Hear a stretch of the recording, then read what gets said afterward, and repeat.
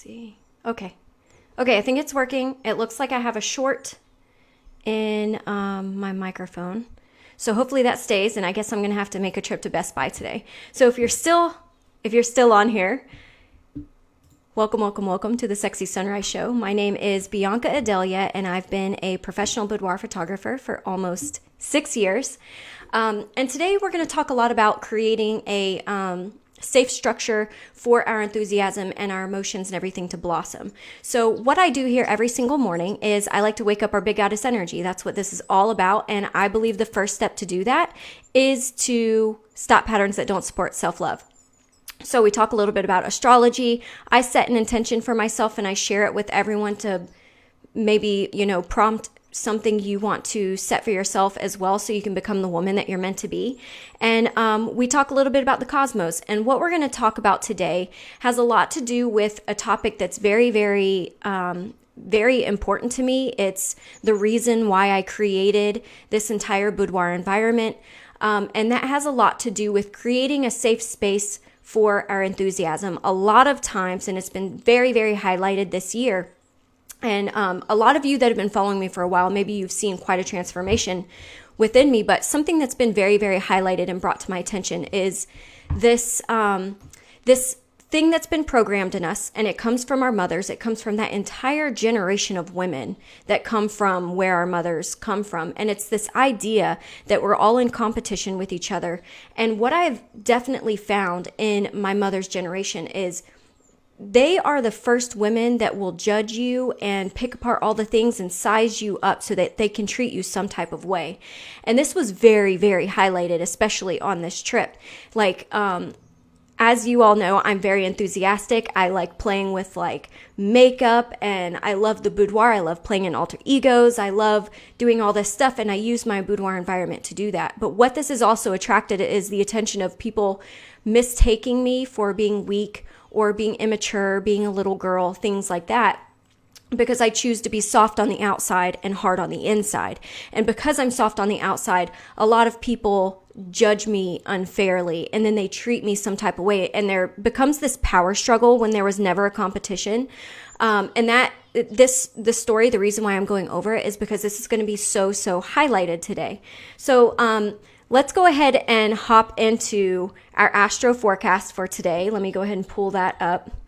Yeah, Serena, the bird chirping sounds, I wanted to make the morning very relaxing. So I've got some background noises of some birds, and then I've got this this other sound effect that I found that was really soft and kind of fluid. It's like wind coming through a window. And I was like, ooh, let me just create an experience for you goddesses here. So yeah, that's what that's all about. But that goes into a separate audio port than my microphone does. So let's go ahead. Where's my astro forecast? Boop, boop. There it is. Awesome. So let's go ahead and take a look at everything. It's been a while since I've been here. I'm so happy to be back in my studio. I'm going to try to be kind of quick today. I did not charge my battery in my camera, so it could die at any moment. I wouldn't say today's been a wreck, but definitely some wrenches thrown into my plans. So let's take a look. We've got the sun in Capricorn, and we know, if you've been watching my astro forecast, we know that the sun in Capricorn has given us this more structured way of being. The sun and Mercury are still in conjunction, so they're still kind of working together with the energies of each other. So we're wanting these deeper exchanges. Mercury is communication. We're wanting to speak from our heart more so that we can bring in people around us that are good for us and good for our journey. The sun in Capricorn is definitely giving you this structure of not feeling like you have to be something that you're not.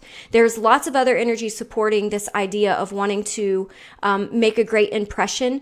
And so with the sun in Capricorn, that's really giving us that solid foundation to be true to ourselves and then create deeper exchanges by speaking our absolute truth to form the friendships and the circles around us that are in fact good for us. So we have this need, we have this really big desire to have friendships that actually matter. We're kind of getting away from the fluffy friendship thing while also developing this newfound respect for everyone. We had that Saturn-Jupiter conjunction, and that's kind of what this is doing too. It's kind of elevating all of us to have this respect for everyone, but we definitely want to create friendships, relationships, and things like that on a much deeper level that speaks to our soul. And with the sun in Capricorn, it is being expressed through our 10th house. And we know that the 10th house has a lot to do with responsibility and status. So maybe you'll find that you're trying to create friendships that are pushing you into the new space of life, the new woman that you want to be. So, you're seeking like this respect and acknowledgement from this new group that you're trying to elevate to. So you're trying to elevate into a new space. And so you're seeking this acknowledgement from maybe the universe, maybe from your inner intuition, that this is in fact the place that you need to be. And this is the place that's good for yourself in respect to the people around you. So let's take a look at the moon, because this is the big part that I was talking about, how sometimes it feels like we as women, we have to fight literally to be ourselves, to feel safe enough to express ourselves, to be playful, to be a woman, to be in our feminine energy and not be seen as weak because of it. So, obviously, we know back in the day, feminine energy was definitely seen as weak. Feminine energy was not known as the strength. And we're literally the creators. And with the moon in Cancer being expressed through the 5th house, we've got this really big emphasis on expression and creativity. And we know the Cancerian energy is very, very expressive, very emotional. And we had the moon in Capricorn around December 15th. And what this was doing, what this was preparing us for, the moon in Capricorn was giving us the ability to create a structure. So now that we're in the moon of Cancer, now we've got a structure. So exactly how I've done with my boudoir studio, this is my space. This is my space where I get to be a woman. I get to be the woman that I think that I want to be. I get to express all of my creative stuff. Nobody can tell me anything about it. And it's a place where I don't have to be a mother. It's a place where I don't have to be a wife first, and I get to prioritize myself. So that's really big energy that's being emphasized today with the moon in Cancer. And then coming out of Capricorn a couple days ago is that we really want to we really want to blossom our inner expression. Like it wants to come out. We just have to make sure that we have in fact set that structure so that when someone comes at you and maybe says like you're immature or something like that, that it doesn't affect you, because you know you have the structure to handle whatever expression that you are wanting to blossom. So super, super important there. Also remember, with the moon in Cancer, your emotions are going to be a lot more highly sensitive. You're going to be very much more attuned to the people around you. And if someone does have something to say about you or is not elevated in their own personal power and is projecting insecurities on you, you might be more sensitive to that and stuff like that. So keep that in mind when you're dealing with situations where your integrity might be questioned or your womanhood might be questioned. So we know that Mercury's in Capricorn and it's been in conjunction with the sun. We just talked about that. Those energies have been working together. Venus is still in Sagittarius. So Venus in Sagittarius, it's being expressed through the 9th house of like our beliefs and higher learning, things like that. So what this kind of means is we're still exploring this newness. Maybe we obviously, this can play a lot in relationships, but in the inner dialogue area, that's how I like to do these Cosmo chats.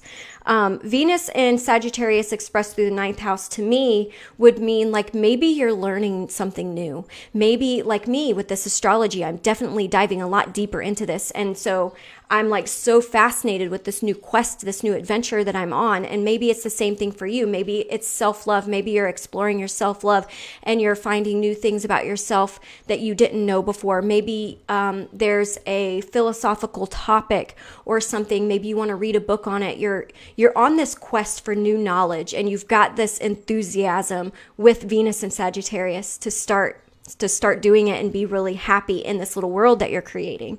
So Mars in Aries is still giving us that very assertive energy, and it's being expressed through the 2nd house, which is like our self-worth. So you're going to have this really big highlight on standing up for yourself. For me, it shows up as anger. Whenever my freedom of expression is challenged, I get really angry. So that's something that I need to work on, and I know that I need to work on it so I can stand more firmly in my power.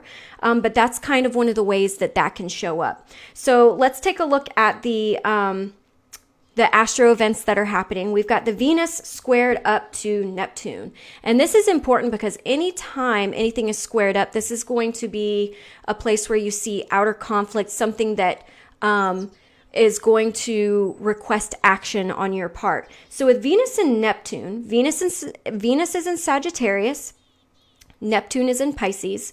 So what this can kind of do is, we were talking about this quest, this like enthusiasm for these things that you want to do. Neptune is in Pisces, and we know Pisces is very dreamy.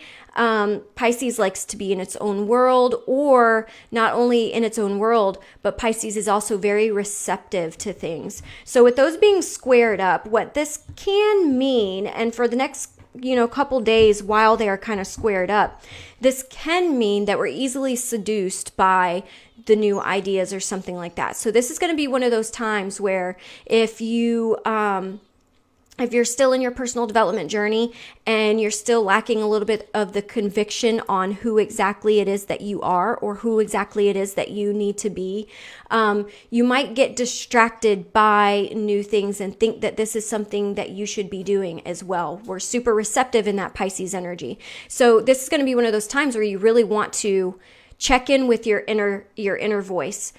Is this something that was designed for you, or is it something that you kind of appreciate? For example, I've kind of bounced around a lot of different hobbies in my life. A lot of things fascinate me. And when those things are fascinating me, I would automatically think like, oh, that's for me. But a lot of the times those things were not for me. So whenever something catches my eye and I'm like, ooh, what's that? Sometimes it's not actually for me. And I have to learn to just appreciate it as something that someone else is doing, if that makes any sense. So be careful of the things that are kind of romanticizing to you, and make sure that you're putting your energy into the things that are in fact for you. If it's something you just want to do as a hobby, and on the side just to express your creativity, that's amazing. But with the cosmos, the way that they've been lining up, we've really been seeking our identity in regards to our responsibility or purpose for living. So if it's just a hobby and stuff like that you want to do, that's amazing. But if something catches your eye and you don't get that intuitive, like that is what I'm supposed to do, just make sure you're checking it so that you don't run into disappointments later when that thing does not work out for you. Only the things that are meant for you will work out. So hobbies are amazing. Just make sure you're not putting too much stock into something that might not actually be for you. So that's what the Venus-Neptune squared off can actually mean there. The moon is in opposition to Mercury. So let's check it out. The moon is in Cancer. Mercury is in Capricorn. So let's see. Deeper exchanges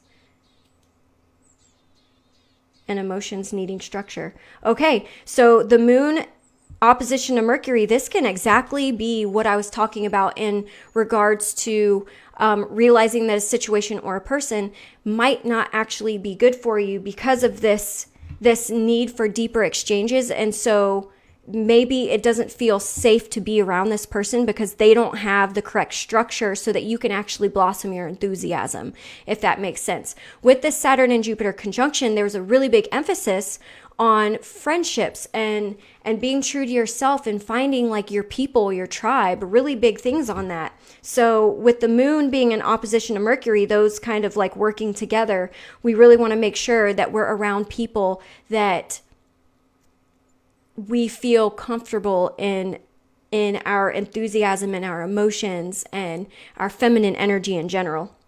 So with the moon in Cancer, here's some things to watch out for. So we do want to make sure that we're not coming off as like possessive or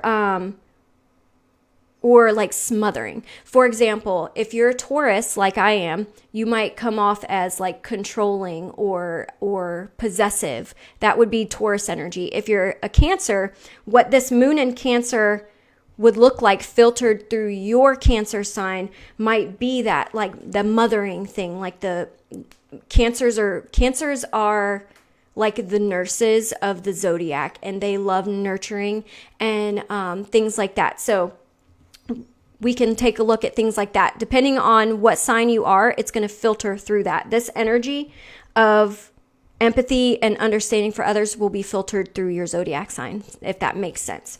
So let's take a look at the summary for today. So we definitely want to watch that disappointment to unrealistic expectations. I just talked about that with the moon in opposition to Mercury. We really want to make sure we've got all of our expectations in check so that we don't get those disappointments, so that we can live our true authentic self.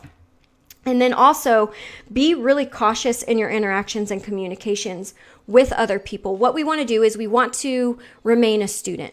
I'm a Taurus, so this is really big key. I got to make sure I take a personal note of this. I'm a Taurus, so I like things to be my way.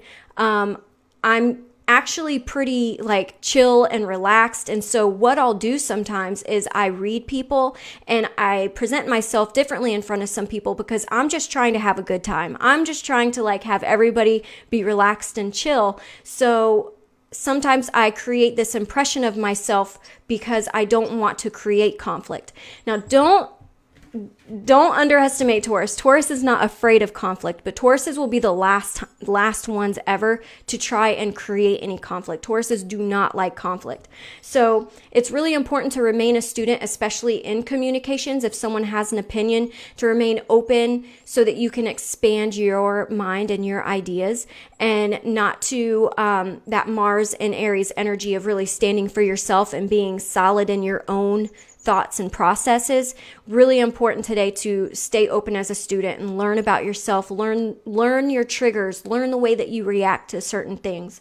So my intention for today is to check my health, check my diet, because I've noticed when I'm taking care of my body, then that is the filter to my spiritual side. That's the filter to my emotional intelligence, is me taking care of my body. So today I'm going to make sure all the things that I eat are good for my body, good for my mind, because I want to make sure that I am caring for my human exterior so that I can operate on a very intellectual level. This Saturn and Jupiter conjunction has definitely elevated this entire intellectual experience we're about to start having in the world. So super, super important that you're solid as far as your emotional intelligence and things like that, because there's going to be lots of changes and things like that with the way that people are communicating, the way that people are seeking more intellectual conversations and things like that.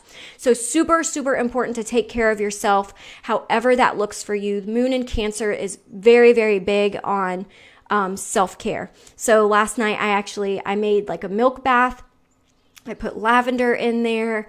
I put my sea salt bath stuff. I'm still working on it. I've been working on it since August, I think I was, but I think I'm finally perfecting it. I'm just getting all the packaging ready for it. But I did that, and then I took my notebook and I went over, and this is super important because 2020, if we talk about 2020 for a second, the first thing people say when they talk about 2020 is, oh, what a disaster. Oh, what a shit show.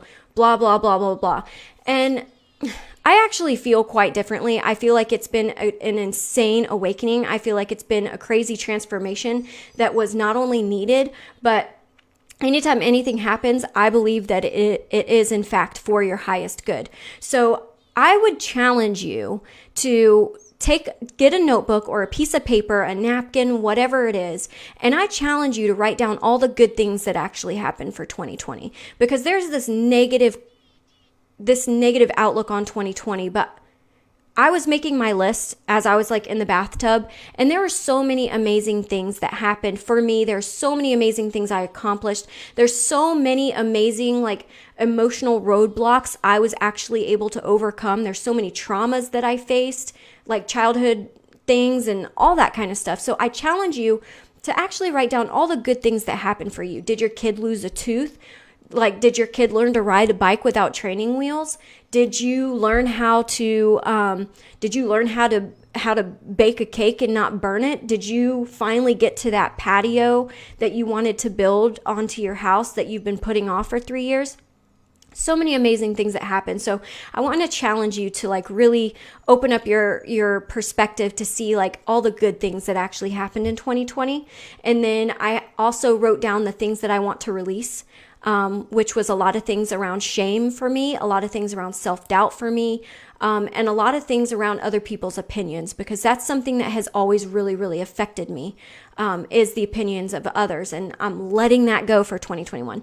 So those are the things that I did. Today's going to be the last day of the moon being in Cancer. So I hope you're able to take advantage of that energy to really reflect on 2020 and create this new open space to explore new things in 2021 for you. Tomorrow, we're going to be moving into Leo energy in the moon. So yes, we will talk about all that stuff tomorrow. If you have spent your time with me this morning, thank you so much. I am so honored that you would spend your time with me every single morning. And I'm always, always, always sending so much love to the woman you're meant to be, the woman you're going to be today, and the woman you're going to be tomorrow. I'll see you tomorrow.